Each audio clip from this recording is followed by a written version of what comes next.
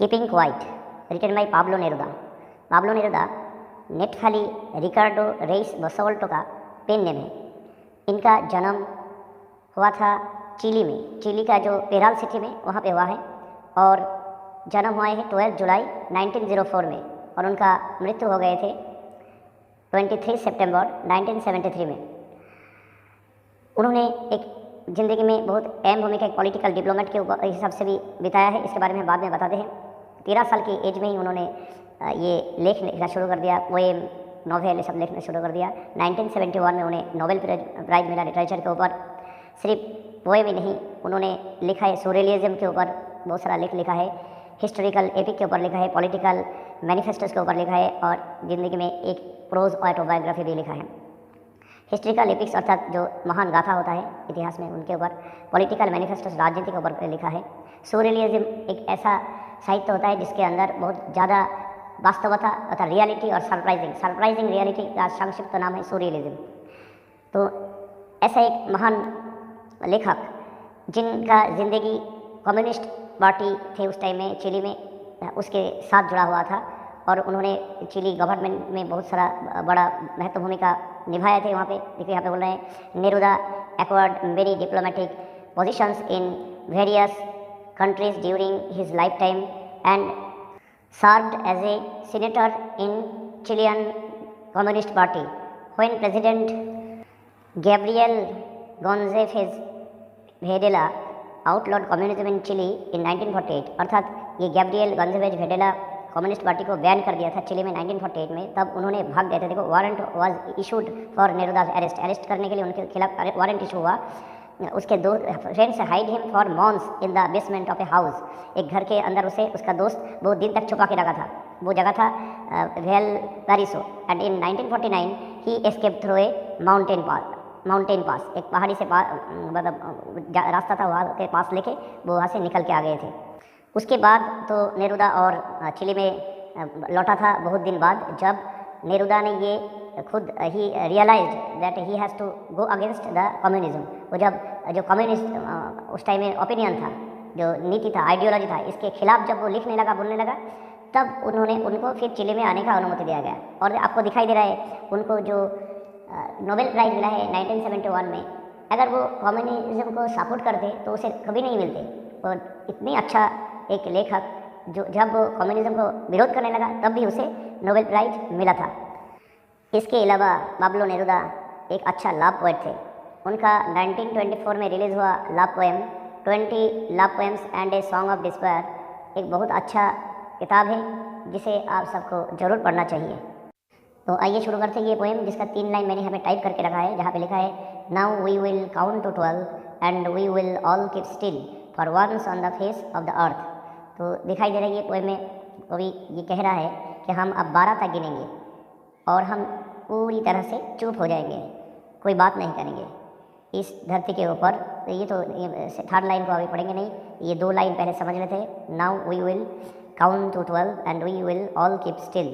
तो दिखाई दे रही है ये 2 लाइन में यू का sign, now we will count to 12, ये यू का साउंड बार बार आ रहा है। आपको पता है ये एलिटरेशन होता है, और ऐसा एलिटरेशन जहाँ पे यू अर्थात एक वायल साउंड का एलिटरेशन हो रहा है, इसलिए एजोनेंस बोलते हैं उसे। तो ये साउंड एक पोएम के अंदर एक अलग सा पहचान लेके आया है, अलग सा इसका ध्वनि में एक सिग्निफिकेंट दे रहा है, इसमें सिग्निफाई कर रही है ध्वनि यहाँ पे। दूसरा एक बात है, कवि ने क्यों यहाँ पे बता रहा है कि 12 तक की गिनती करोगे, why should you count up to 12, why should you not count up 9, 10, 13, 14, what is the significant of this number 12? Okay, देखो, हम तो दिन में 12 घंटा काम करते हैं और रात में 12 घंटा सोते हैं। दिन का जो 12 घंटा काम करने का टाइम है उसमें बहुत शोर शराबा होता है, लेकिन रात का जो टाइम होता है उसमें शोर शराबा नहीं होता है। तो कविता का जो नाम है, the poem's name is keeping quiet. So we should keep quiet in day time when we do all our chores. So on that time we should keep quiet. So that is why the poet mention here 12। Which 12? The 12 hours which is utilized to work in the daytime. दूसरा एक बात हो सकता है, another thing is it may be the 365 days means 12 month, एक साल को भी ये सिग्निफाई कर सकते हैं, पूरा साल तक के लिए थोड़ा सा हम चुप रहे। और definitely it will be the day time when people goes to sleep, when people go to sleep in the night, on that time there is no, there is no shoutness, or there is no screaming. So in this time it is useless to say keep quiet, but it is meaningful in the daytime when people go to work. अब बताया जा रहा है, for once on the face of the earth, let's not speak in any language. इसी धरती के ऊपर आके कोई भी भाषा में बात मत करो. Let's not speak in any language. Let's stop for 1 second and not move our arms so much. और एक पल के लिए, एक सेकंड के लिए सब चुप हो जाइए और अपनी बाहें ज़्यादा इधर उधर हिलाओ मत. ठीक है, तो यहाँ पे बहुत ही इंपॉर्टेंट पैराग्राफ है ये. इसमें कहा जा रहा है कि धरती के ऊपर किसी भी भाषा में बात मत करो. Y the poet is announcing or commencing the language, why he is giving force on language, because language is a thing by which people make their different opinions, and different opinion produces fighting in this world. So some people speaks in English, some people in Urdu, Hindi. हमने ये भी देखा है in many time in history, a section of people they impose their own language to other people. ये भी एक झगड़ा का कारण हो सकता है. This is the reason of quarrel between human being. So stop talking in any language for a while. Pablo Neruda suggesting us.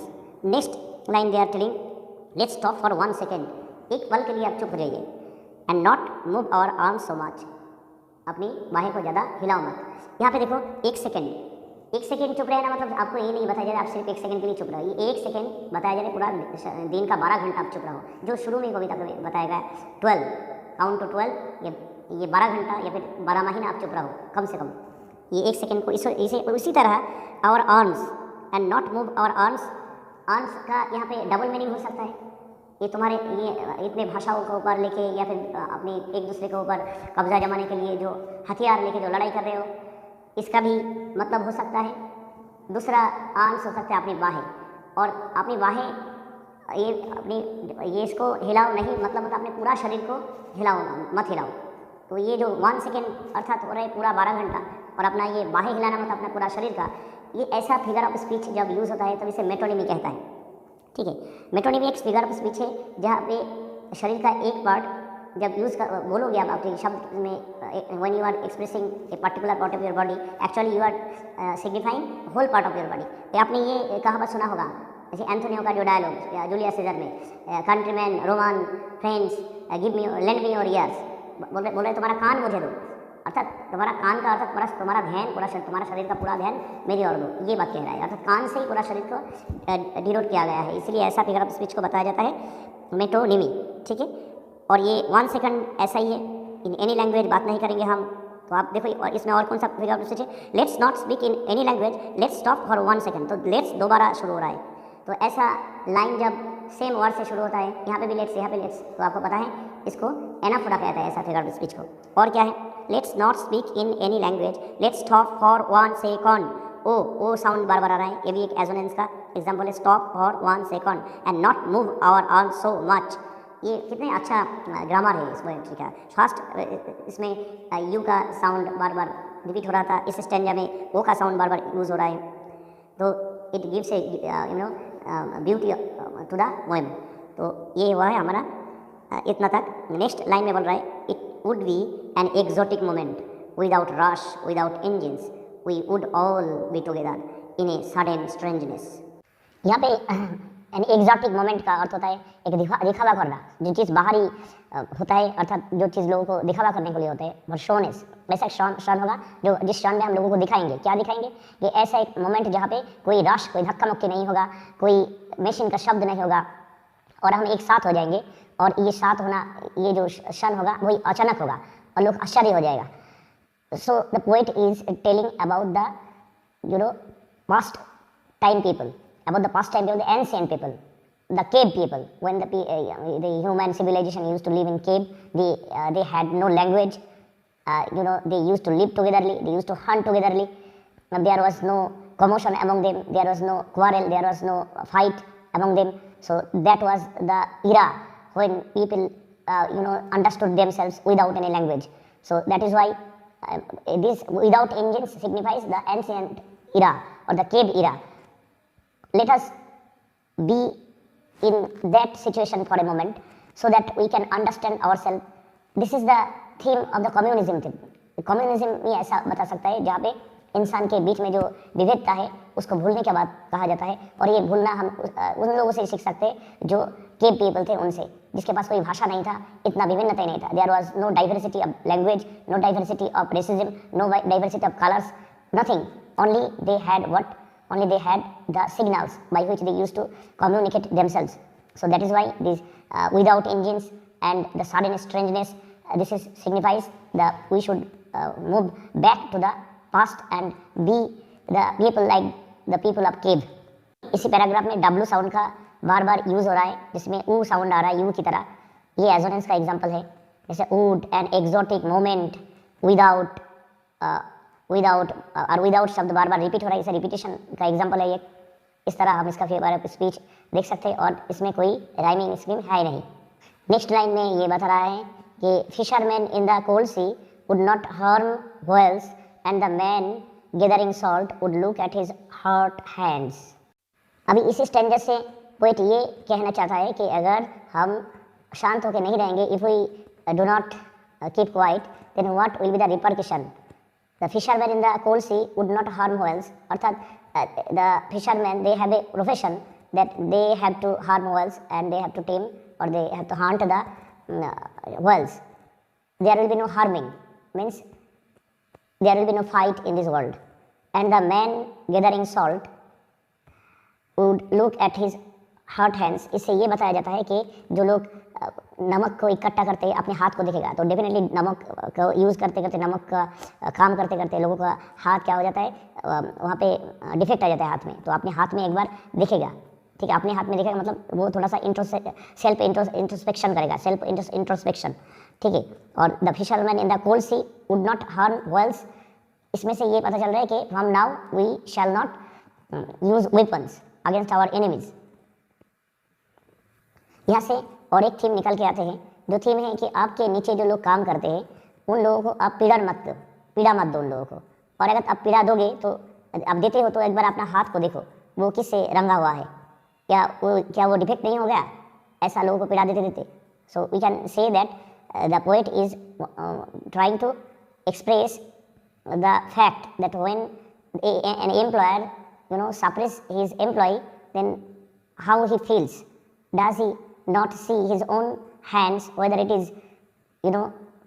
whether it is defected by the suppression. So we can compare, that is known as extended metaphorically we can say that the catching the whales or harm the whales is completely compared with the relationship of employee and employer. ऐसा करने के पीछे Pablo Neruda का जो communist mind है वो निकल के आए हैं। कम्युनिज्म ये कहता है कि there will be no separation among the people, each and everybody are equal, the owner and the employer they are all same, okay, the wealth, each and everybody has equal right to wealth, ये communism कहते हैं। और इसलिए वो वाला line आए है कि वेल्थ हार्म वेल्थ एंड ये those people collect salt, they will see their own hands. Next paragraph में ये आ रहा है, those who prepare green Wars, war with gas, war with fire. तो यहाँ पे बता रहा है जो लड़ाई की तैयारी जो करते हैं, और कौन सा लड़ाई, ग्रीन वॉर्स। अरे यहाँ पे ग्रीन वॉर का अर्थ होता है जो हरितकरण होता है, हरित युद्ध होता है। हरित युद्ध बोले तो इसका प्रिपेयर मतलब विनाश करना, अर्थात पेड़ों को काटना। हरित युद्ध मतलब पेड़ों के साथ, प्रकृति के साथ विरुद्ध लड़ाई करने का नाम होता है ग्रीन वॉर्स, अर्थात पेड़ों को काटना, ठीक है। इससे इसके समझ आया था। वॉर विद गैस, ठीक है, ये जो फैक्ट्री में इतने कार्बन डाइऑक्साइड निकल रहा है, ये भी एक प्रकृति के खिलाफ लड़ने का समान हो जाता है। वॉर्स विद फायर, इतने आग जला रहा है जंगलों में, ऐसा करके लोगों को बचने का बंदोबस्त किया जा रहा है, ये सब बताया जा रहा है। विक्टोरी विथ नो सर्वाइवर्स, और आप ऐसा करके लड़ाई कर रहे हैं प्रकृति के साथ, एक दिन ऐसा होगा कि इंसान रहने के लिए जो ऑक्सीजन चाहिए वो ऑक्सीजन लोगों को मिलेगा नहीं, इसलिए बोल रहे हैं victory with survivors would put on clean clothes. Those who, तो यहाँ पे देखो ये जो रिलेटिव प्रोनाउन दोज हु, इसके बारे में बोल रहे हैं। ये लोग क्या करेगा अभी, वो लोग क्या करेगा, पुट ऑन क्लीन क्लॉथ्स, सफेद ड्रेस पहनेगा, and walk about with their brothers, और अपने भाइयों के साथ एक साथ हटेगा, इन द शेड, छाये में, डूइंग नथिंग, और कुछ नहीं करेगा। तो ये बात ये बोले, those who prepare green Wars, उन जो लोग जो लड़ाई करते हैं प्रकृति के खिलाफ, वो आज क्या करेगा, एक साथ अपने भाइयों के साथ एक बार एक वॉक करेगा, कहाँ पे, पेड़ के नीचे, अर्थात there will be no cutting of tree, and so there will be shade of the tree, और इस तरह वो एक साथ चलेगा। अर्थात the poet is making us understand that we should togetherly fight against this green war, okay, and no more abolition of trees, no more emission of carbon dioxide gas, etc. It is revealed through this